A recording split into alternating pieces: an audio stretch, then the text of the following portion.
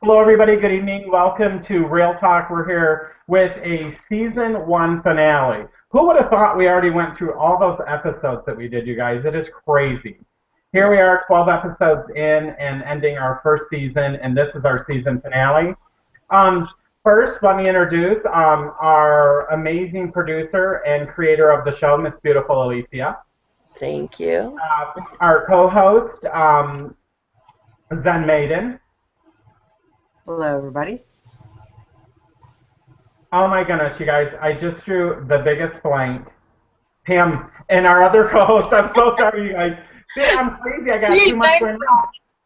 Pamela. Pam is here tonight too, regular co-host. You would think I would know that after 12 episodes, but what can I say? We're a little bit crazy here tonight. And I'm Robin, I'm your moderator. I'm glad everybody is joining tonight.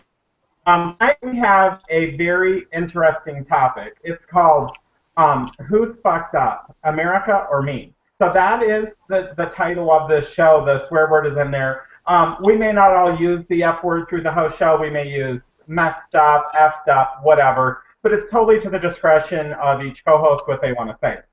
So how I want to start this off, I think would be good, would be I want to know how each of you personally feel. Who do you think is more messed up, effed up, America or us? Who do you think? What's your opinion? Where do you lie on the situation? Who do you think's more effed up, us or America? And when we say America, we're talking about the education, the direction that we look at food, the giant industries producing this food. Are they brainwashing us, leading us, goading us into eating these kinds of foods? So that's basically what we're talking about, and it may go a little bit further as we get into it. But let's start with Alicia. Alicia, what do you think? Well, I definitely think America is fucked up. And let me just say, because, I think just as a whole, I mean, like you said, from the food industry, how they suck us in, you know, I think that the way people perceive what's supposed to be normal and stuff, I think people tend to think I don't know. I feel like it's been brainwashed in us, and stuff. So I mean, I personally feel like everyone else has the issue, not me. So Okay. Pamela, what about you? Okay, I'm not hating on America, but I do think America is bleeped up, and I do feel brainwashed. I feel like I'm also bleeped up because of America and like the okay, like I'm vegan and stuff, but I don't like how the whole meat and dairy industry is like pushing everyone to like think that they absolutely have to have that. Like you can live and survive without it, and like all the crazy stuff that's being put in our food and preservatives and the chemicals and craziness and yeah. So Okay. Awesome. Zen, what about you? I think that it's kind of a chicken and egg, but it definitely starts with the American chicken. Um, the fact that that we have been brainwashed starting from our parents because of what they knew, what was information was disseminated to them, and so forth. The food pyramid and so on and so forth. What the proper things are to eat. I think that that's really effed up, and I also think that more lately, all the different groups and the way they are labeling the food, organic, low fat, low carb, all these are like little names that the food companies have grabbed onto. Even though they're legitimate things, they've grabbed onto these as marketing ploys, and so the food that you may be buying that's labeled as such may not be that at all. So I think that we are effed up if we don't take the time to learn and figure out our way from here. Okay, and I'm actually going to go the other route and say that the responsibility lies with us as people. I think when you're young, it's your parents' responsibility, your caregiver's responsibility, it's somebody. Unless you are have a mental issue or don't have the capacity to read, research, understand these things, then the responsibility to me falls to the person. You have to be smarter than these billion-dollar money-making companies that are out there who are doing things to brainwash us, putting things in the food that make us crave it more. And it's really our responsibility in the end. You can't have it both ways. You can't have government, not wanting government to be out of your business and not control you, but yet say ultimately they're responsible because they are the ones that allow these companies to get away with these things. So I'm going to go in the opposite chair this evening, and I'm going to say that we are the ones that are messed up. We're letting it continue to happen because there is healthier options where we can buy the things that are good for us. They are available. Okay? So we got that out the way, you guys, and now we're going to go on and start talking about how you guys feel about processed food and how it contributed to your obesity, and as far as the brainwashing goes and eating the crap and processed food, that kind of a thing. What's your stance on that? Because it's so much out there. There's so much of it around, and just what do you feel about that, and how much do you think it contributed to your obesity? Let's start with Pam. Pam? Okay. Processed foods, like, they're quick and they're easy and convenient. And, like, I guess the larger I got, the more lazier I was, so I didn't want to, like, you know, cook a wholesome meal, because who wants to do that when you can sit on your butt and just, like, open a bag and, you know, eat stuff or whatever. But it's like, you know, they're full of things that we don't even know, like, what they are. You know, like most processed foods, like, you read the back of it, you can't even pronounce it. You don't even know what it is or what's in it. And it's like they're full of chemicals and weird stuff, and it's just, yeah. I'm trying to stay away from it, like, completely, but I'll give myself, like, a good 5% of my diet that I may eat something processed, but I want to be able to know what those things are that's in it. Yeah. And Zen, what about you? Okay, how it contributed to my obesity, I'd say that, yeah, I think it certainly did. Like Pam said, yeah, the bigger you get, the lazier you are. And even though I would cook a lot for my kids, I also bought a lot of processed food for the convenient snacks, you know, and the snacks and the desserts and sweet stuff. Even if you cook a decent meal, if you're eating that other stuff also, you're going to get fat, just bottom line. And if you eat more of it than you should, obviously it's just going to make it, you know, a snowball effect. So I think that for sure that they did contribute to my weight gain, and the fact that I liked them you know, contributed to my weight gain for real. I mean, I knew that I should eat healthy.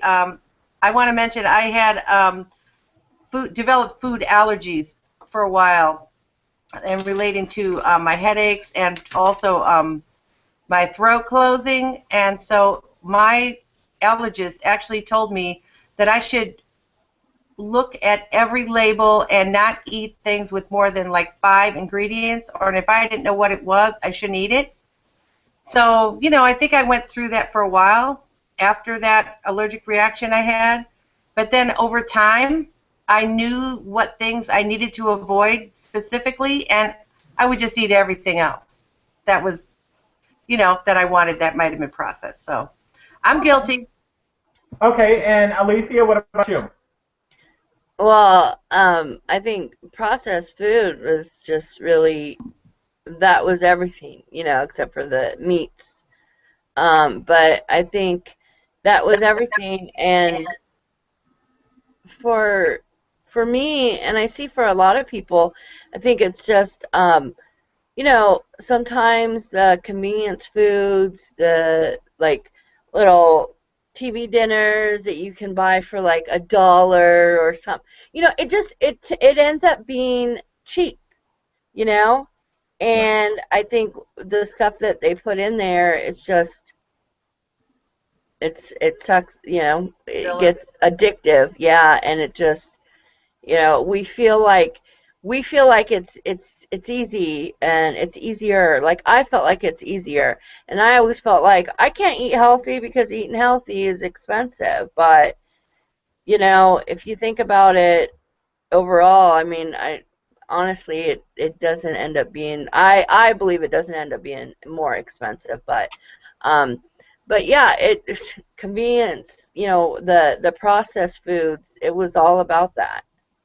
I think when you look at it now, a good way to say it would be it's cheap now, but it's very expensive later Yeah. in all different ways. Not just expensive in your health, expensive in you being able to do things, disabilities that may come from it, different things like that. So it's cheap now, but expensive in so many ways down the road. So I'm going to answer this too, and I have a couple questions feeding off what you guys answered. And my goal tonight is really try to piss you guys off. So I'm going to do my best to do that, okay? So, I think for me answering that question, I think all that played a part. But in all honesty, for you, just being honest, I have been a food addict for so long when I started with the obesity thing that I never really cared about any of the rest of that. Believe me, when I was throwing down eating 10,000 calories, I wasn't worried about what was healthy for me and what wasn't. So, you know, to be honest, I was thankful that the food was there at the time because who wants to binge on carrots and apples? I mean, I want to binge on, you know, foods that are addicting, and those have the chemicals, those have the things in it that make it that way. But in the end, I may have not known what I was doing when I went into that binge at that moment. But the fact of the matter is, after that binge was over and I had time, I knew what the consequences would be from it. And when I went into the next binge or decided to do a binge, I knew what I was doing. So it all lies with me. They can put all kinds of stuff on the shelf, but if you're the one that goes in and picks it up and you choose to put it in your mouth, then you're held responsible and you can't blame anybody. I mean, if they took, and I'm not trying to be gross, but if they took and put canned shit on the shelf at the store, you're not going to go in and buy that. So you know what I'm saying? It's your choice, and you guys made the choice to go in and pick that stuff up as I did, and as probably several of our viewers. And the responsibility lies with us, at least in my stance. Because I got a quick question for Pam, Alicia, and Zen. You've switched over. Zen, you've been eating really healthy for a long time, and so has Alicia. At least you've been eating lower amounts of food and so on and so forth. And whatever age you guys decided to have your surgery, it's really not relevant, but it's been recent, within the last 3 years for both of you. Pam, you've switched over to eating vegan and working. You've been doing that for how long? A couple years? Well, I started my weight loss journey not doing vegan in like August of 2013, but Okay. I started transitioning to be a vegan March of this last year, 2014. Okay, so my question to you guys then is all the information that is available today on how terrible all this food is for you, was that available 3 years ago for you? I mean, so who does that responsibility lie with? The information was there, you just chose to live a different kind of lifestyle, correct? Or was there something else? Anybody want to weigh in on that? I'm just getting a lot of feedback, so I'm having a hard time like hearing what you're saying. Well, let's everybody put in our earphones real quick. I don't have any. I don't know where mine are. See, no one has it. I'll put mine in. Maybe that will help. I'm not sure. Okay. Sorry. Okay. So is that better? It's a little bit. Okay. So go ahead and weigh in on that. I mean, you know, you have the knowledge now, but why couldn't you have found the knowledge 2 years ago, say? Me or any of us? Any of you.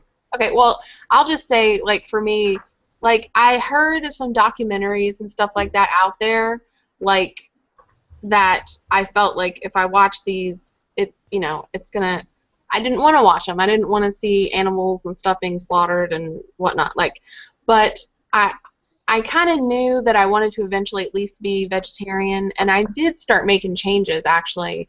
Like, I don't know if it was 2 or 3 summers ago. Like, I stopped eating dairy, or stopped drinking dairy rather. No milk and no ice cream. I would like do almond milk and stuff.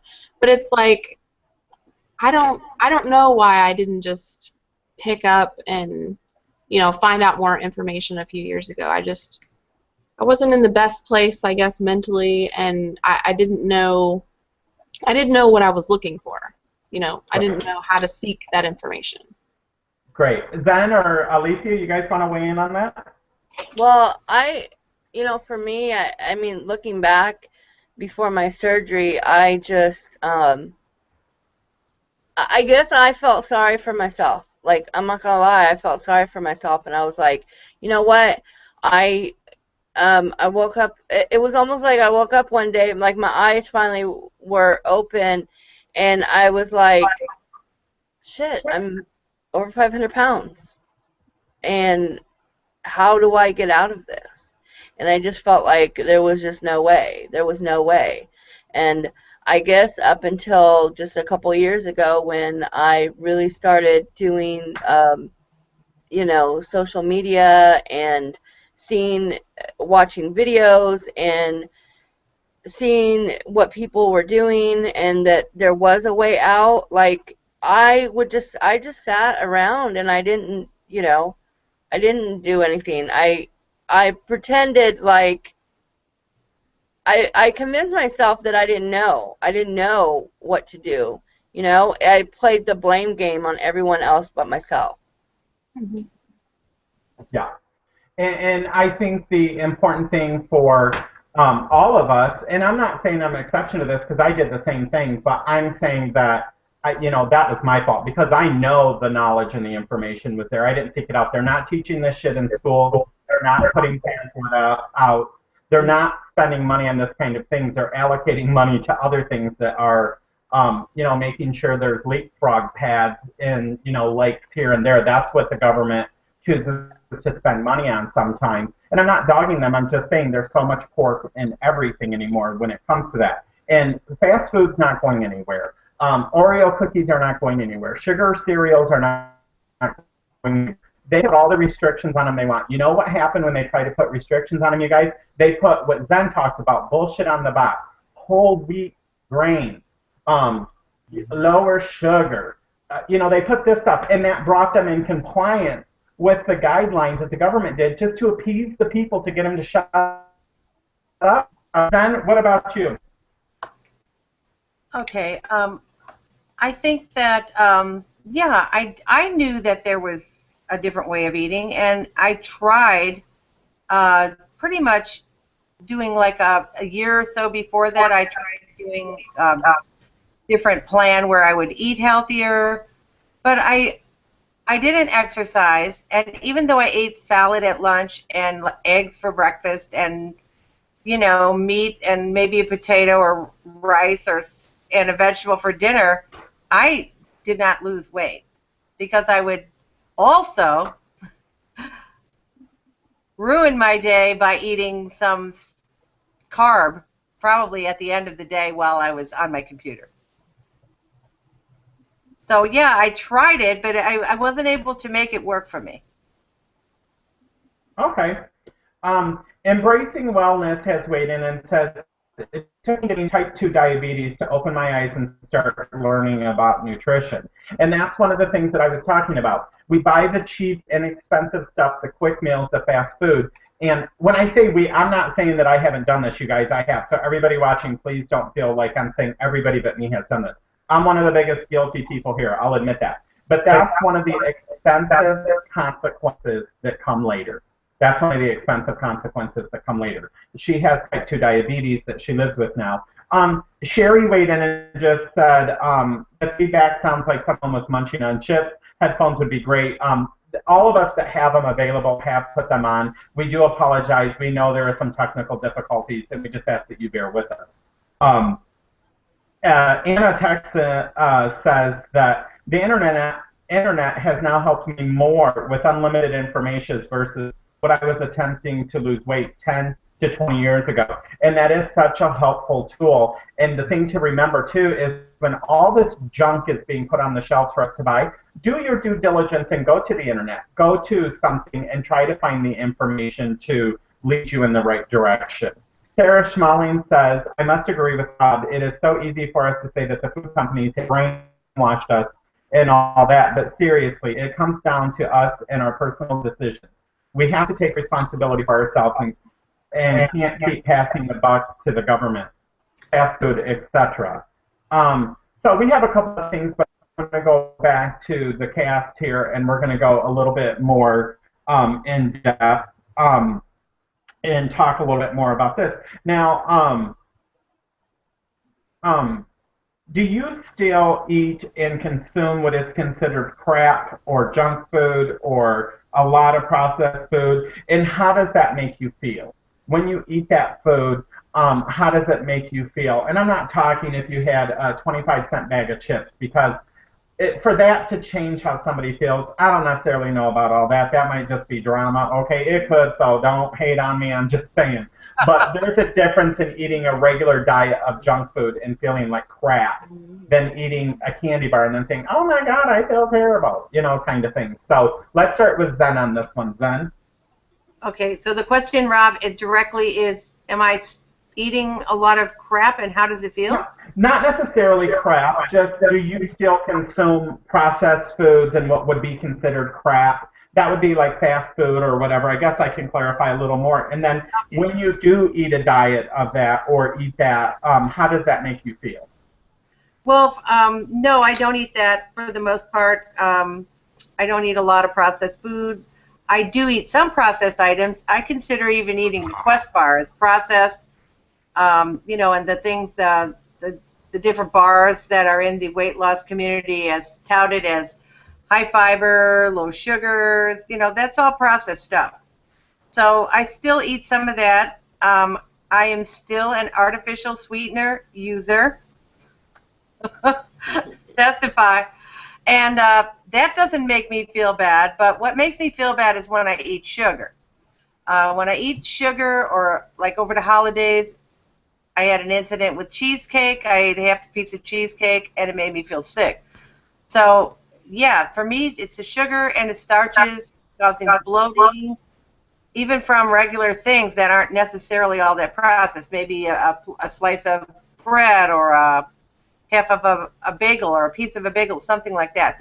That stuff doesn't make me feel good, and it's not overly processed. But so I can only imagine how it would be for me if I went and ate, you know, a couple of weeks worth of just straight processed food. Yeah. Yeah. Alicia, what about you? Oh gosh, I mean, I battle with the processed food, with eating crap. Like, I go through, you know, it has been a big struggle for me because I think I have lived so many years, and you know, even though I just had my surgery 18 months ago, you know, I try to change everything before that, but you know, it's like, how do you change? I kind of feel like this, like I'm trying to change a lifetime of bad habits in less than 2 years. I mean, it's hard, you know, and when I get people, well, you know, people look at me sometimes and I feel like I'm under this microscope because it's like, well, you've had weight loss surgery, so you shouldn't be doing that. And it's like, I did have weight loss surgery, and it did make my stomach smaller, but does that mean that I don't still crave the crap food, the processed food, the, you know, like the bagels, and it makes me feel like crap. Like, it does make me feel like crap. But I look at it, and I'm like, well, I'll eat crap later. I mean, I'll eat crap now. And then, you know, I mean, I'll eat it now, and I'll feel like crap later, and, you know, suffer the consequences. And we talked about this before, but one of the big things that people have to remember is for those who have had weight loss surgery, and Zen and Alicia have, the surgery was done on their stomach. Okay, it doesn't change up here, that is something you have to do yourself. So you can go get weight loss surgery, and you may stay away from eating those processed foods for a while as you're fresh on that new trail of that surgery and want to get the most benefit from it and stuff. But it didn't change the weight loss, people that had weight loss surgery, it didn't change their mind. They may still be food addicts. They may still have problems. Alicia said that she is. Ben's talked about food issues in the past. The surgery changed the stomach, not the brain. Okay, so that's always important to remember. We're going to go to Pam and have Pam weigh in on this, and then we're going to go to a couple feedbacks that we have from viewers. Okay, so Pam, it's your floor. Okay, it's been a couple months since I've like binged eaten anything, and of course it was Taco Bell or whatever. But since then, and since I know this video is brought to you by Taco Bell. All of them are. Anyways, sorry. I gotta stop mentioning them. Anyways, but yeah, since that happened the last time, I've really tried to make a strong effort to, like, really limit my intake of processed foods, because when I do eat Taco Bell, even if it's not binging or any kind of crap food, it's like I feel like crap for like 3 days. I'm tired, I'm lethargic, I feel sick to my stomach. There's other issues, you know, it's like there's just so much. And it's like if you're eating something, and even if you feel good in the moment, if it makes your body feel that way, you probably shouldn't be consuming it. So it's not good for you. Yeah, I would definitely agree, and I would say that you know, before this past week when I reset on the 29th, I was eating tons of processed food, tons of junk food. I started feeling heavy again. My skin started getting itchy again. And it changed my mind, because when I'm not eating healthy and I'm eating bad, I always in the back of my mind think, oh my God, am I going to have a heart attack? Am I going to have a stroke? But when I'm eating healthy and I'm eating clean, and you know, and I still may have a little snack here and there, but when the majority of what I'm eating is clean, I don't have those thoughts. So it has to be chemically something going on to make me not feel doom and gloom. But when I'm eating a lot of processed food and I eat it on a regular basis, I constantly feel doom and gloom. Weighing in on this one, Sherry said, don't you think that the bigger part of the problem, society has gotten further away from homemade since the 50s adapted the convenience lifestyle. Now kids grow up not knowing how to cook, and the schools put less and less into teaching the staples of life. So that is a great question, and we are going to go into that, because that's one of the questions I have on here. So that's a comment that Sherry asked, and we will address that here in just a few minutes. Okay. Mary wrote in and said, hi, I am happy to be here tonight. I think America is really messed up. Over the years, I've been scanned by many weight loss fads that were promised to work. But since they got my money, I was on my own and always failed. I've wasted lots of money. Thanks for the great video on here. I enjoy it all. We're glad you're with us tonight, Mary. We're going to touch base on this, and I'm going to touch base on this first and then go to all of you guys and have you weigh in. I'm going to be the first one to say the gimmicks and the fads, they don't work. I mean, honestly, I've tried them all. You can try them. Let me tell you who they work for. And I don't think it's pretty much anybody here in the weight loss community, with the exception of maybe less than 1%.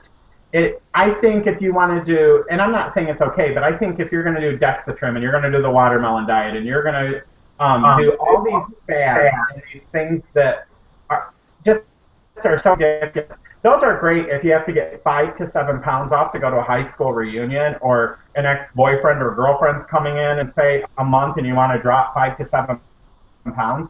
But who the hell is going to eat watermelon, cabbage soup their whole life, and all these other things? I'm not saying you'll have some success on them, but that's a gimmick. And they do make money off of it because they target everybody, and they're like, oh my God, you can lose all this weight. And people do that for pay for the product like Mary did, and then are stuck with an end result of it failing. So you know, I understand where she's coming from, and I feel bad, but a gimmick is a gimmick, and you know, I honestly believe if you really want something to work, you have to put the effort in. If a pill was going to cure us, well, hell, we'd all just take a pill, and there wouldn't be a weight loss community because everybody would be thin. So I don't know. I think we kind of got to be cautious of those kinds of things. What are your guys' opinion on that? Let's start with Alicia to Pam to Zen. Alicia? Well, you know, I do have a big problem with it because, you know, I look at some of these things that I am guilty of doing myself, and I'm like, okay. Then I look at it and I'm like, okay, like for instance, there's some that you just do shakes, right? Okay, so once you go off of these shakes and you start eating real food, then what happens? Like that was my question. What's gonna happen? Like what happens if I don't learn how to eat? What, you know? Obviously I'm going to gain all the weight back, and it's this vicious yo-yo cycling, and it just, I don't know. Like I look at it now and I'm like, what was I thinking? Like what, you know, we want these quick fixes, but they never work. They never work. They just take our money, but they never work. Right. Pam? I've tried some of those, like, you know, quick little diet things, like lose 10 pounds in 3 days and blah, blah, blah. And it's like, more often than not, when I would try those, I would end up gaining back, or I would gain it back, like, within a week or so. But I would also gain, like, an extra 5 pounds. And it just, it never works. But, like, we are so impatient. And, yes, we want a quick fix. We want it right here, right now. But the fact is like it took time for us to get to this point and to put this weight on. It's going to take time to get it off, and if you don't do it the right way and do it slow, it's not going to stay off. And I think the important thing to remember, along with what Pam said, is that I don't want to have that kind of thing where I think everybody's against us, but the cards are stacked against us because of the foods that come out and the cost of foods. It is, you can eat terrible fairly cheap out of your pocket at the moment and use that money for other things in the household.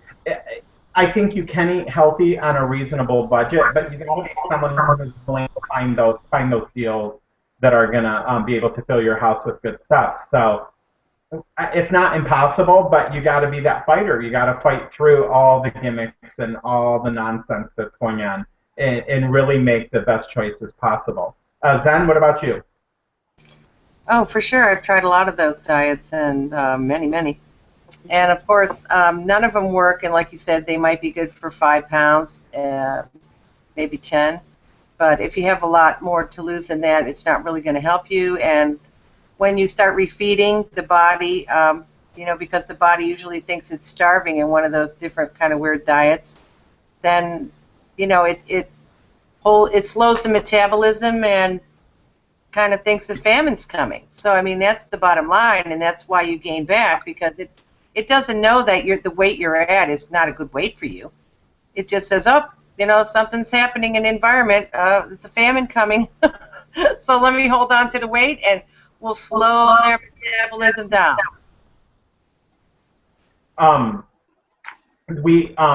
So we have something coming in. Anna, Texas said, I think for sure we are all much better informed than we were years ago. And that, I mean, that's absolutely true. That's something I definitely can't argue with. She also said that, Pam, your eyeliner looks absolutely beautiful tonight. We do have a question that we're going to get to from Love QVC, but we're going to get to that after. And then Anna also said, after eating processed foods, I feel guilty that physically I end up feeling bloated, yet I'll most likely do it again at some point. Why? That's the golden question. And I personally, I'm going to be honest, that food tastes good to me. Okay, my taste buds, that shit tastes good. I ain't going to lie. I can eat some Oreos. I can eat ice cream. I can eat pizza.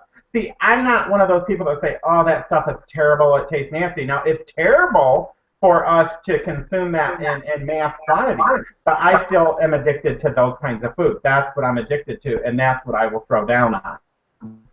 you know, it is a golden question, and I don't know if we will ever know the answer to that. But we do appreciate you, Anna, for watching and bringing that in. Does anyone want to weigh in on what Anna just said there about why we continue to eat those foods? Oh, I'll weigh in. I think it's purely addiction, you know, and conditioning. And as what we learn along our path that we like, we continue to want to gravitate to that because it's comfortable. And it tastes good. You know, some of those things do taste good. So I've tried to reprogram myself to tell myself that those things don't taste good. Now, that only works for so many of them, because some of them, now that my tastes have changed, don't taste good, but other ones still do. You know, like a little Ben and Jerry's, that I can't say that doesn't taste good. Right. And everybody's taste buds are different, so that's going to be whatever. But anything that's classified as a junk food, I'm sure if I said Twinkies, one or two of us, three of us, all of us might like it. But someone's going to like it. So it may taste like crap to you, so you may not go for a Twinkie. You may go for a Zinger or a Ding Dong, or whatever it's called. I don't know. Ding Dong, or whatever. Snowball. You know, a snowball, whatever. We're all there's going to be something, and it's all the same shit. It's just a different shape, a different taste, and a different package. You know, so we do have to go to this one question, and I do have to find it. Let me see. Alicia, do you want to weigh in on that comment while I find this? I'm trying to buy time. Well, no, I was going to say, you know, I mean, who doesn't want something that tastes good? Even if it's bad for you, like, we all want something that tastes good, that satisfies whatever that we're craving, you know, our cravings and stuff. And I mean, yeah, the bad shit tastes good. Yeah. You know? Shit. Taco Bell tastes good, right? We talk about Taco Bell so much, I guess I should say tonight's show is brought to you by Taco Bell. Go in and get a Fiesta taco and eat the cheese or whatever they leave off. I don't know. But okay, I found the question, you guys. This was from Sherry, and it's really good because now Sarah has weighed in on it. And they both make valid points. It says, and this was a question I had, but we're totally going to go off theirs because mine was kind of focused the same. It says, do you think that the bigger part of the problem, society has gotten further away from homemade since the 50s adapted the convenience lifestyle? Now kids grow up not knowing how to cook, and schools put less and less less into teaching the staples of life. And Sarah wrote and said, I agree that families have gotten away from the homemade dinner and such. But should schools be those life staples? Isn't that the job of parents to teach children how to cook, clean, and such? So even the viewers are going back and forth with it, and so we're gonna touch on this because this was something I had on here, and we're gonna see. The fact of the matter is, like Sherry said, it's changed. We've gotten away from when in the 50s when we adopted the convenience lifestyle, and that's not going to change. So many both parents or one-parent households are now working, and in honesty, I just don't ever think you're going to see that as an overall whole again. In America, where families sit down on a regular basis for dinner and that kind of thing. Either a lot of homes are one-parent house homes, or if they're two, both of those parents are working these days. You know, so let's start with Pam. Pam, what are your feelings on the schools being involved in the teaching and that kind of a thing? Like for food specifically, because you were cutting out again. Okay, I think it has to do with the way that I'm reading the question and just the way that it be in general.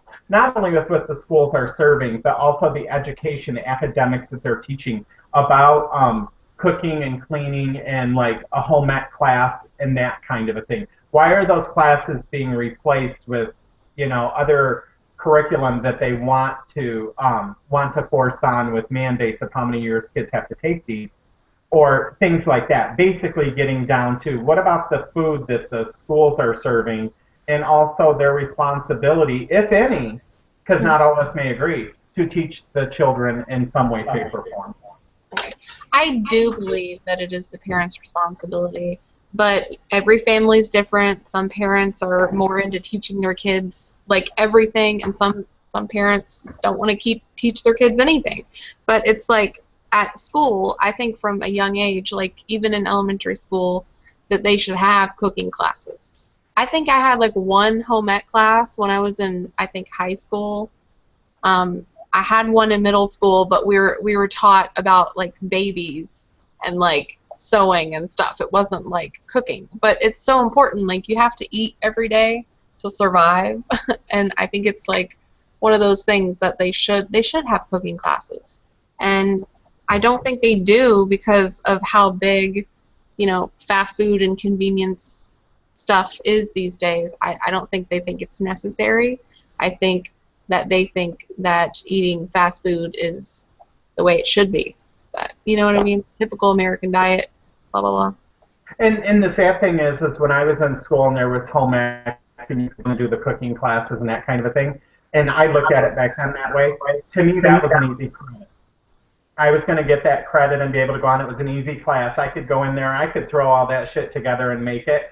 But was I taking in the knowledge, or was I just at the class because I was required to be there, I was going to fail and just earn the credit? So I remember doing that, and I'm not saying everybody was that way, but I remember, oh my God, I get to take home ec. Awesome, it's going to be an easy ride. Right. So then what about you? I don't necessarily think it's the school's responsibility. I think that cooking classes would be helpful, not necessarily home ec. In some of the high schools here, they do have life skills that is required for graduation. I don't know how much of cooking is actually focus or nutrition, but I do think that they have in phys ed a segment that they do have here where they do teach nutrition, but it's the pyramid, guys. It's the pyramid. It's just the same old stuff that they already know. Mm-hmm. And yeah, I think it's great if the parents, if the kids want to learn it. Like I've been open to teaching my kids, but I taught 2 of them, and the other one still doesn't know how to cook. So that one is the one that just had the gallbladder surgery because she eats the American diet. Where my younger one, who's 14, can cook up a storm of healthy food. So I think it's a matter of whether they want to tune in and do it, mm-hmm. whether they're going to do it. I don't think, forcing it down their throat at school is, like you said, anything different than what Rob said, take the class for an easy A. But I think that it should be there as an option if kids want to learn how to cook, and if they make it interesting and fun and they educate them at the same time, I don't see why it couldn't be like awesome. Okay, and Alicia? Well, I kind of think it's the responsibility of both. I mean, because at school, your kids are there, and I have a big problem with the fact that the physical education is, a lot of it's being cut out. I know that, seeing my son at school and stuff, and the kind of food that they offer just was ridiculous. They bring in, pizza from, Pizza Hut or wherever. I mean, they bring in those fast foods, and they have a little bit of healthy options, but then, of course, kids go to school and they're like, ooh, I want that, they want the French fries, and they want the, I remember going and they'd have like a few options where it was the crab, and yeah, of course, we're going to do that, but I think that there needs to be more education in the schools. I do. I think that the schools need a little bit more, to have a little bit more responsibility, and I think that, cutting all these really good programs that pisses me off, it pisses me off. I think it's a responsibility of both. Yeah. I think too, when you look at it, the schools' budgets are getting less and less for food. And as we talked about in the beginning of the show, when you have a low budget, you're forced to purchase crap. You got to remember the district, the school districts, the individual schools are each set with a budget. They're not Walmart.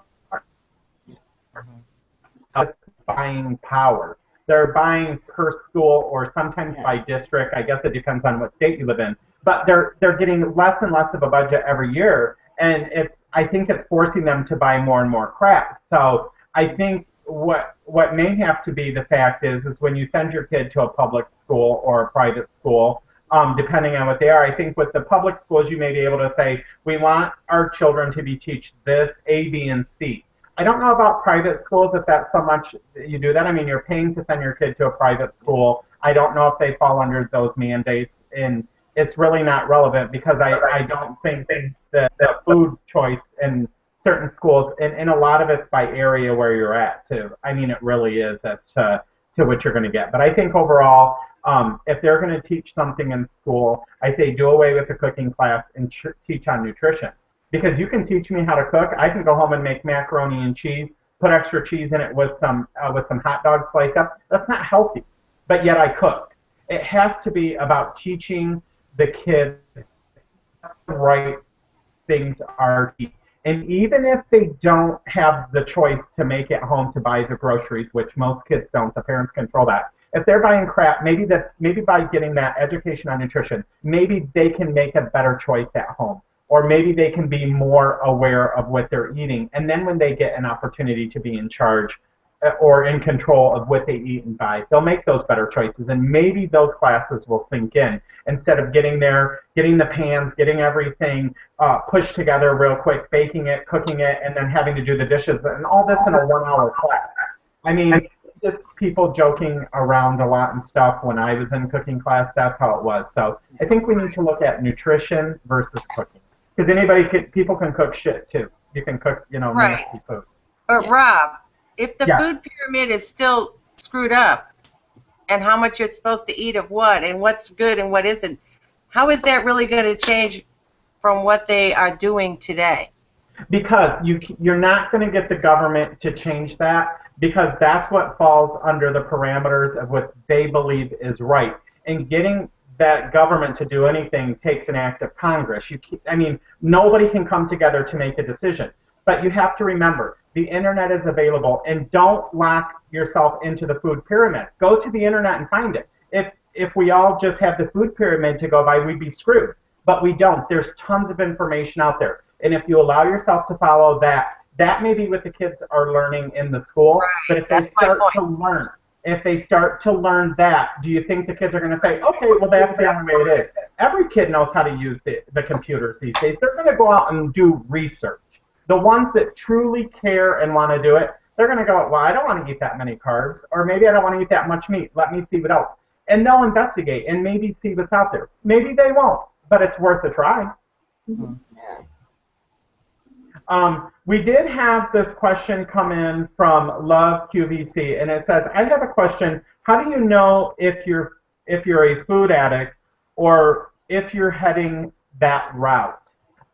That's a great question, Love QVC, and that's going to be different probably from each one of us that struggle with the food addiction.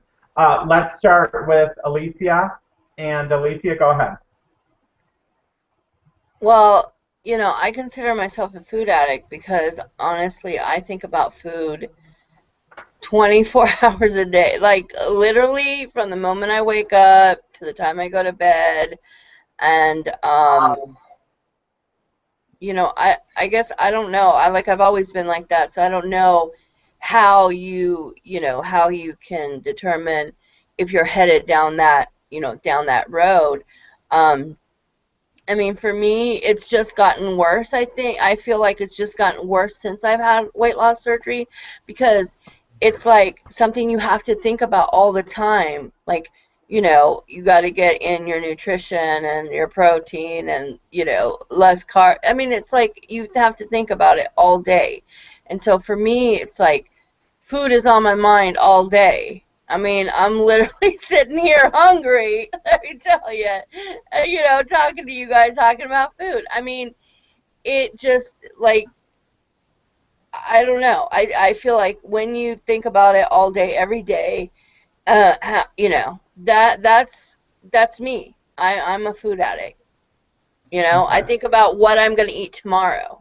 Like, Yep. Then, what about you? How to tell someone if how they know they're a food addict? No, she's not. I mean, you don't. No one can know if someone else is. You can't get in their head. It just says, Right. how do you know if you're a food addict? Like, what if you've suffered it? What are some things that you, looking back, you can think that's what kind of led me to be it? Oh, And sure. I can share that for myself. Like Alicia said, I obsessing with food in a way that is unhealthy, meaning too much thought on it, and then like if someone invites you over, you're thinking immediately, what are they having?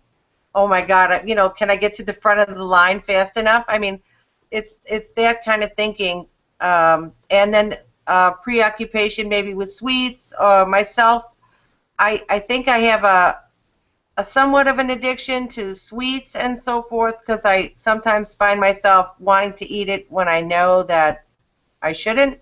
But I've not been traditionally not been a binge eater. I've been an overeater, so I will not stop. You know what I mean? When I know, okay, one bite is good, but I'll eat the whole thing, or the whole piece or whatever, or two pieces if I should have had half a piece. You know what I mean? right, I don't know. I think each person's different, and I right. think obsession in the mind and what you're thinking about, and using food as the obsession, you will be able to tell for yourself. Yeah. That's my opinion. Awesome. Thank you for that advice. I'm going to go, and then we're going to go to Pam. For this one, I think my things that I would suggest that you keep an eye out for, and things that I suffered from, was constantly, like the other gal said, constantly thinking about food.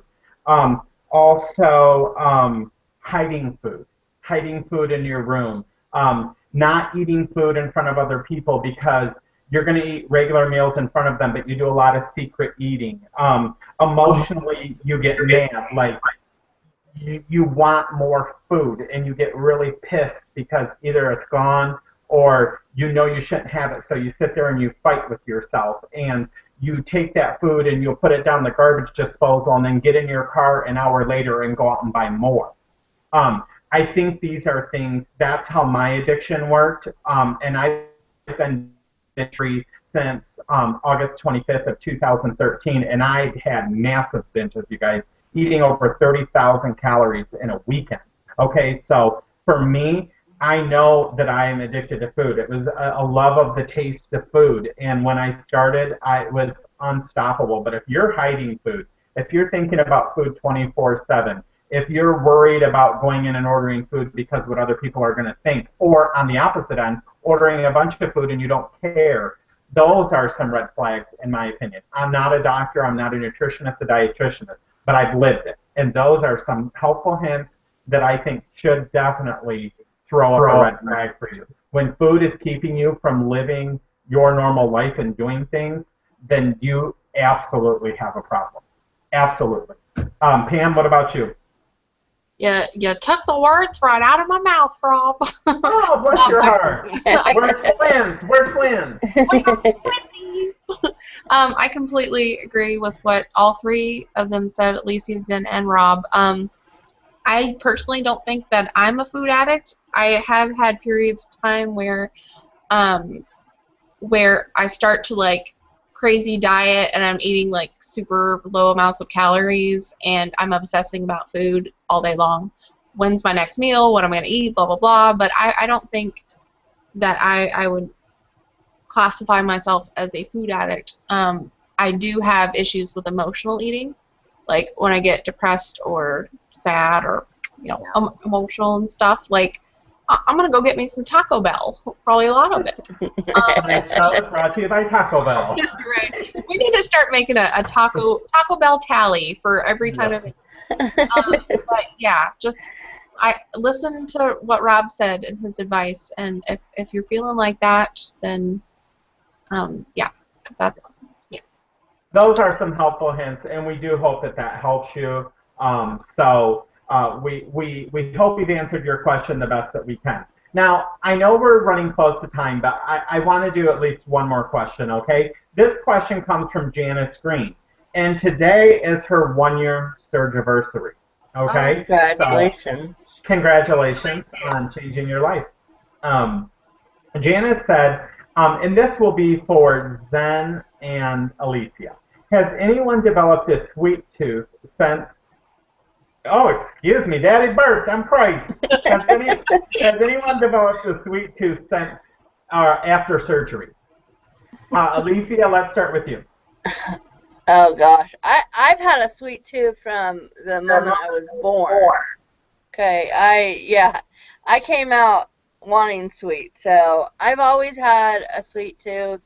And actually, for me, it's gotten better since surgery. I still crave sweets, but I seem to be able to control them, and not, not eat sweets as much, and actually not want them as much as I used to. So it's actually gotten better for me since surgery. Okay, Zen? I always liked sweet stuff, so and salty stuff. So for me, I think it's about the same as far as what I like. What I allow myself to have is different, but I can't say I actually developed it after. I think, maybe what happened, or for me, is that for a year I wasn't hungry at all, pretty much. It's just like if you felt like it was time to eat, you ate the little portion that you set up for yourself, right? Post-op, and you're following the plan, and this, that, and the other, and sweets really aren't even in the picture because they're not on your plan.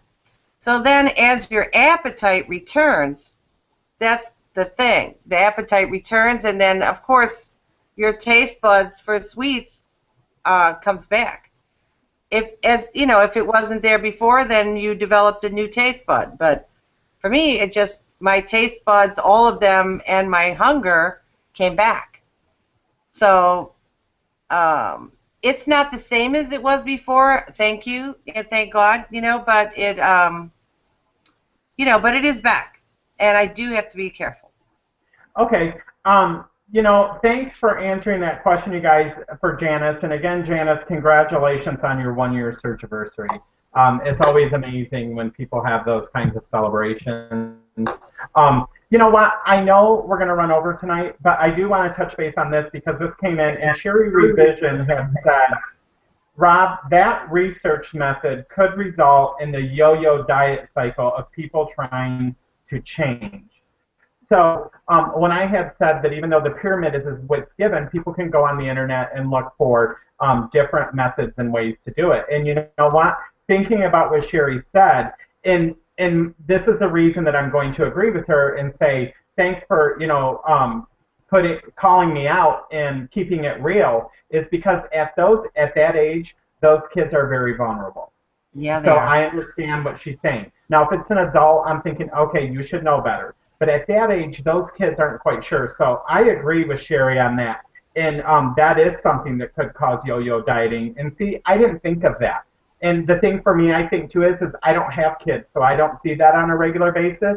But I agree with you, but I think there has to be something. I don't have the answer, but there has to be something that these kids can do if their parents don't want to make the change or have a healthy household.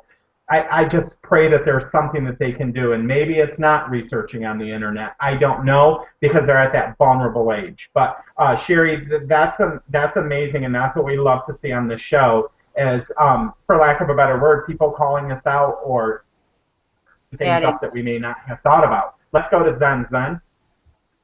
Yeah, Sherry, I agree with that. I think that especially teenage girls, and there may be some guys too, but teenage girls are obsessed with looking good. They are, they're media hounds. They're on their Twitter. They're on their Instagram. They're taking selfies. They want to look the best that they can, and they will go, a lot of them, to great lengths including the anorexia, bulimia routes, and sometimes the parents aren't even aware until it becomes, very, apparent where the child has already damaged their body substantially. So, yeah, I think as parents, we all have to have our eyes open, Rob, and for the boys and the girls. Rob is being silly. What's new? It's an important topic, and Zen is so right. Those girls are especially vulnerable, I think, because of the stigma that's put on them. Remember what I said either last week or the week before when they did a survey and they asked people what they thought about women and men that were overweight. The men were cuddly, they were chubby, they were bare, stocky, a little hefty. The women were fat, lazy, slobs, disgusting. This is what people said. So this is set within this. This is the way that, unfortunately, I just think so many people think. At least in America society. I'm not saying everybody. I'm not blaming everybody, but obviously that study showed those results, and they were shocking and alarming at the difference in how people viewed men and women that were overweight. Alicia, we're going to give all of us a chance to weigh in on what Sherry said, because I think she brought up a very, very good point that I overlooked. What about you, Alicia? Yeah, I mean, I think that, I think she's right. I mean, this yo-yo dieting, it ends up being like, I feel that with that, it ends up, it's harder and harder to lose the weight that you want to lose, I feel like the older you get and the more, but what I did want to say too is that I think it's really important as your kids, your children, that you, this was never something that was done with me, but I think it's really important to have families cook together, if you can, and stuff. And I always tell people, have your kids, like, even if they're little kids, have them, come with you to the store and pick out the fruit, or pick out, something healthy, or help them, let them help you prepare whatever it is, and help you cook. Because I think that's really important. Me, myself, I was never taught to cook when I was younger. I don't even know. Right now, I'm 40 years old, and I'm like, I'm having to watch people do cooking videos, because I'm like, I don't know. I mean, I use that as an excuse. I don't know how to cook. I mean, I really don't, and stuff. So it's been a big problem for me. But I think that kids are very vulnerable. They're very, they're like sponges, and they suck everything in. And I think as adults, we don't realize how much kids see and hear and take in. I agree. Pam, what about you? It's definitely like a lot of pressure, like what you were saying, like on the younger ones to look good and whatnot. And I just think, I don't, like, for me, my mom always cooked like every single day.